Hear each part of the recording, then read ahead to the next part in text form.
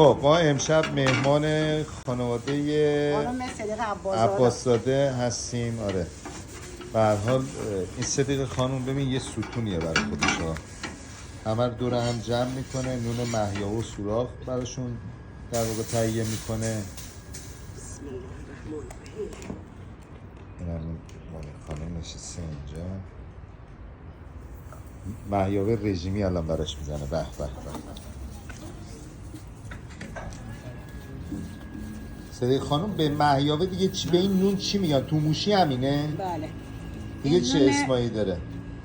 یعنی ما خوبه این رهتا اگه چی؟ رهتا. رهتا؟ ها. که دیمه رهتا جاگو. حالا دیگه بودی تو موشیو. حالا مرولی بزنم که درست در بیانه.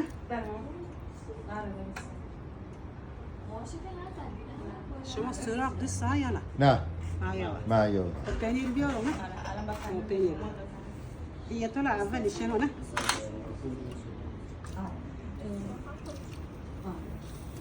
این میدونی سوراخ از چی ساخته درست میشه؟ سراغ از ماهی نه. دیگه؟ ماهی که دیگه سر شکنی تمیز کری مرتب. چه ماهیه؟ میدونی اسمش چیه؟ بله ماهی ممخ. ممر. آره. بعد تمیز کرد که اشوش مرتب دو تا بعد خاک هرمز هم واقعا هست توش؟ دو تا سه تا چهار تا پاک نمک زنی و همین پاک هرمز گلک داخل زنی دیگه داخل دالکل و نیستی داخل حلب. خودت درست میکنی یا نه؟ این خوبی درست میکنی. آفرین.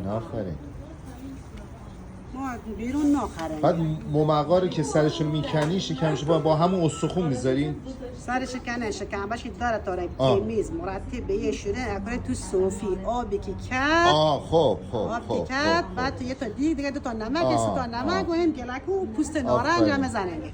پوست نارنج. آفرین. پوست نارنج که مازه دیگه تو حلب هنوز چند وقت دیگه کم کم درست داره تو. آفرین.